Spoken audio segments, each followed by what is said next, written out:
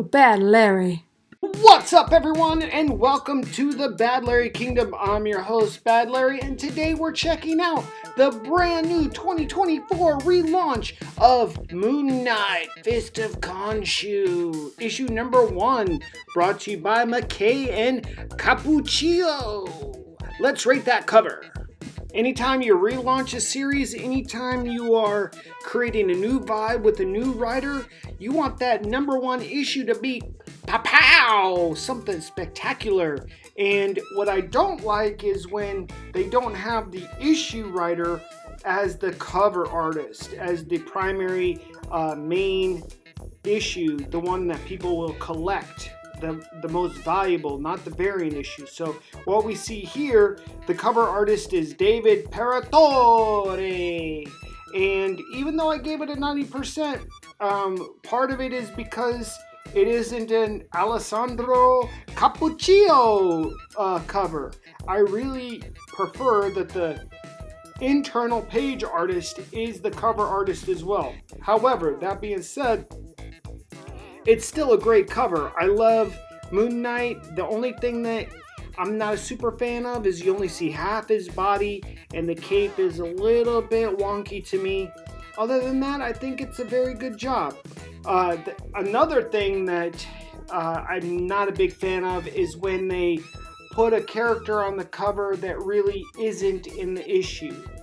This is a problem, I don't know, clickbait. They just want to put the most popular version of the character because obviously Moon Knight has multiple personalities. They're putting the one that people are most familiar with, or the most popular one, which is the Mark Spector version with the cowl and cape. However, he is not really an active participant inside the issue. So for those reasons, it gets a 9 out of 10, which is still high in my regard, but let me know what you think down in those comments below. Now, I'm a big Moon Knight fan just as an overall character because being a former Marine, Mark Spector is a Marine, so I have an affinity for all of the characters in the Marvel and the DC universe that were former Marines. Also, Jed MacKay being the writer for this series motivated me as I'm doing his new X-Men series as well. I like how he's writing that series, the X-Men series, so I'm like, let's dive into some Moon Knight.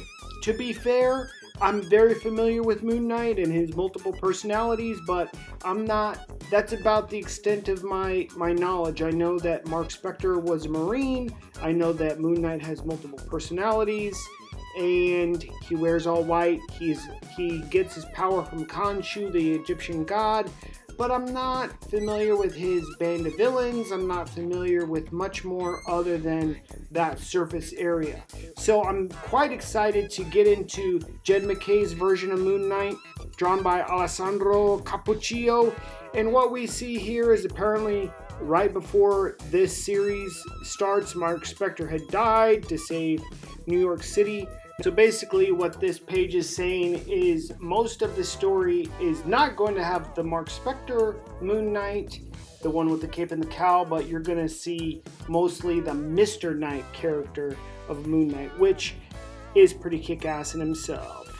Moon Knight totes himself to be like Marvel's Batman, so he has to be that street-level hero, anti-hero.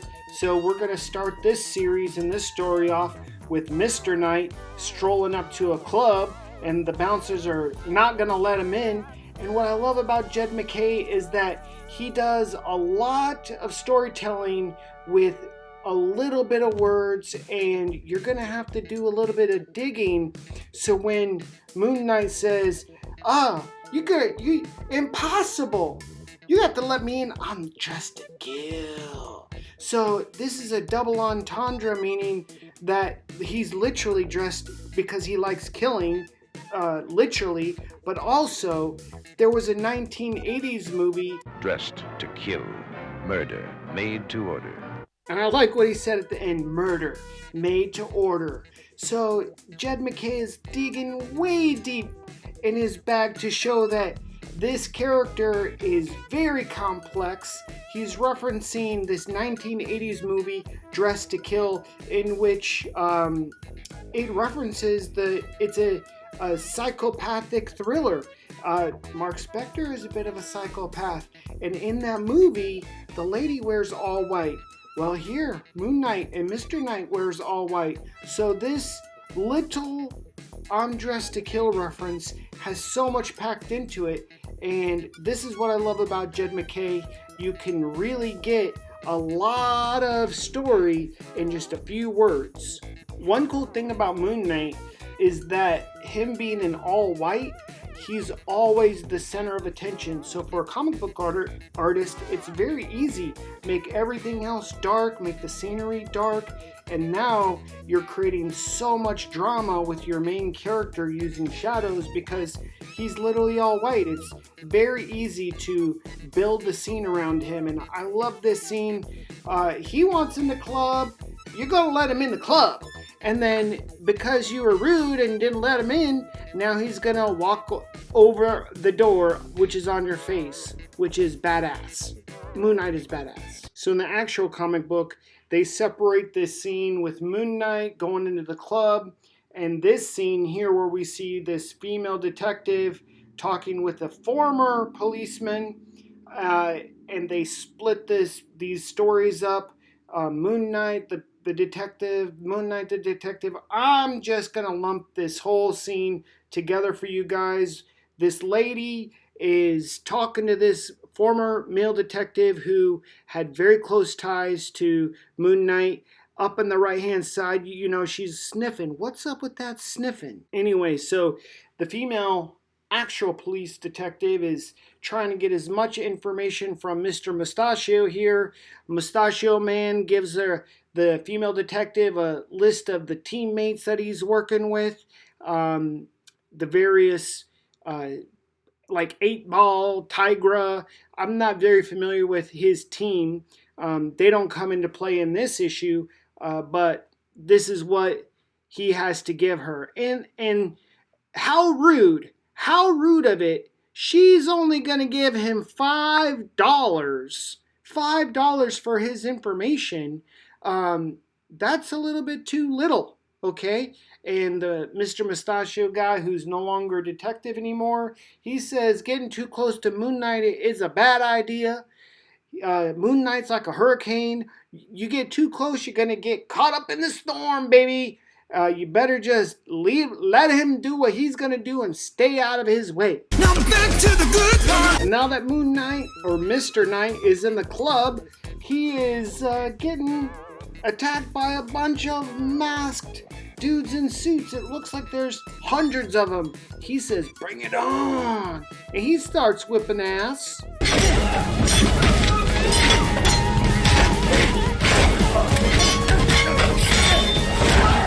And the main question I always ask myself, which I feel like Jed MacKay does a very good job at answering, is how do these drug guys, how do these crime bosses like the Penguin in Batman or any other villain, gangster, kingpin type character, how do they get all of these lackeys? Where do they get all of their foot soldiers, these guys wearing masks that are just willing to fight and die against possible superheroes like Moon Knight or Daredevil or Spider-Man? Where do they get all of them from? And what I like in this issue is that we get that answer. Well, this isn't a splash page, but it does the job. Kick-ass image of Moon Knight jumping over a rail. Imagine you're in the club and you're in a suit. You got a guy in all white with white shoes and white laces and white socks with fingerless gloves, whipping your ass.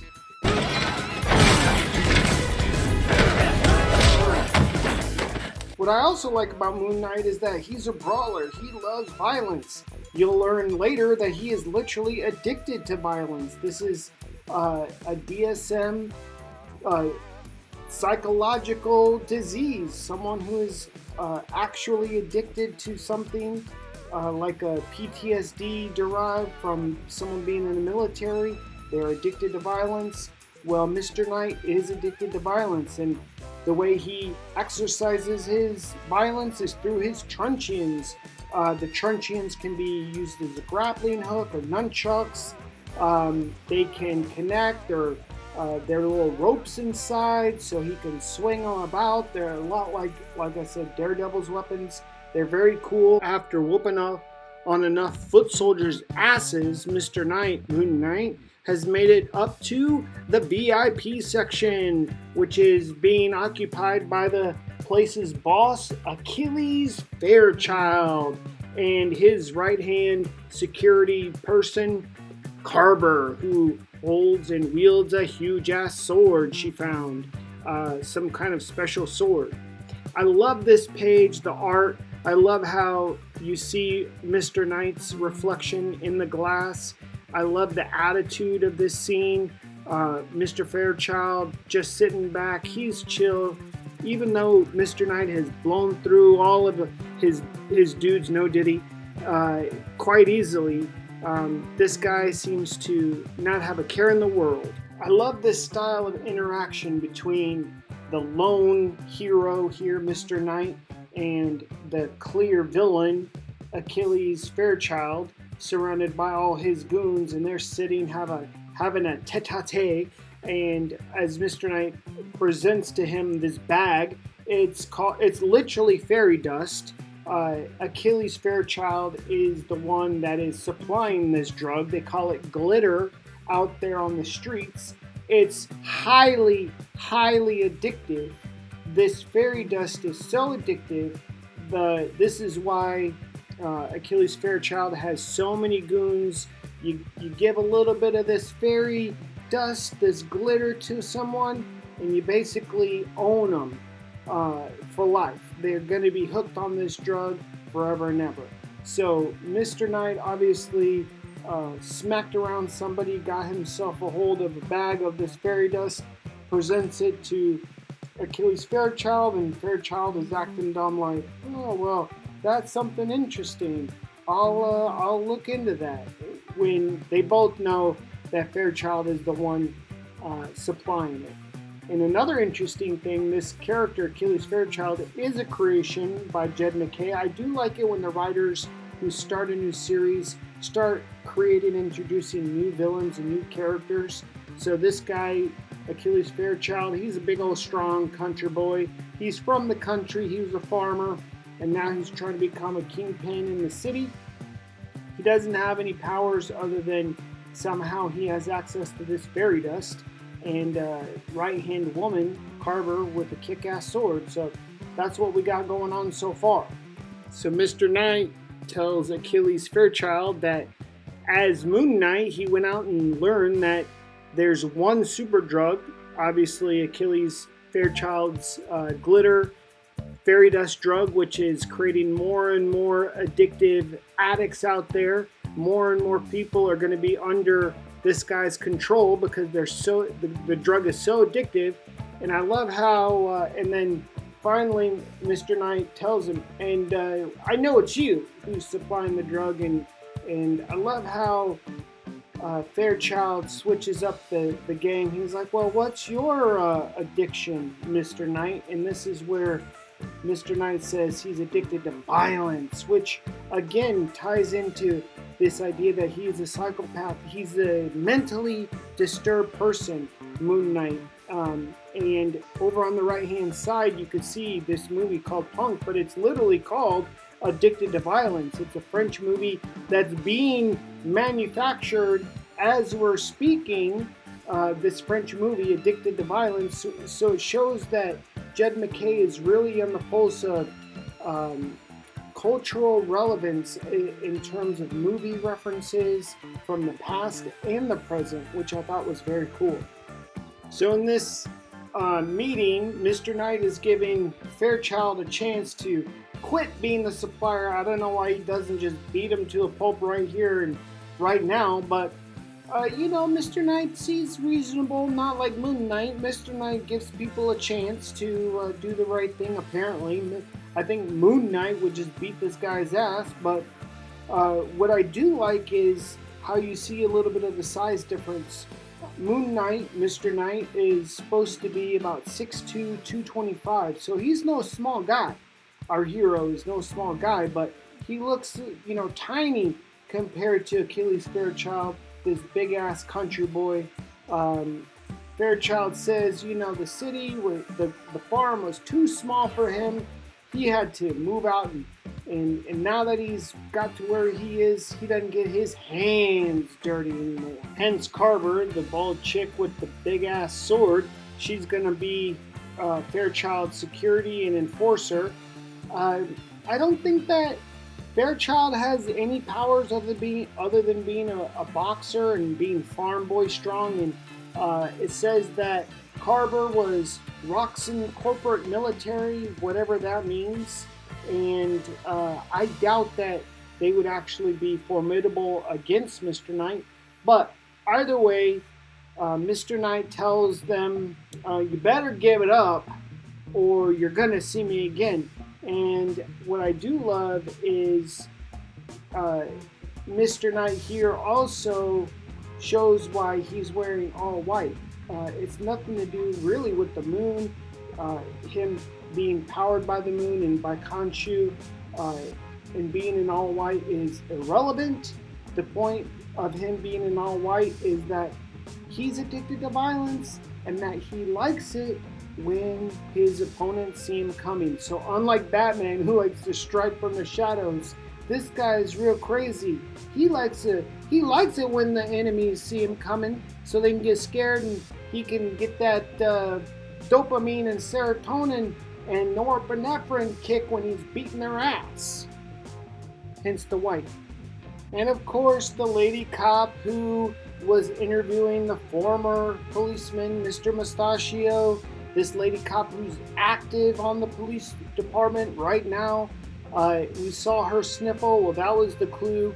She's hooked on glitter. She's hooked on fairy dust as well.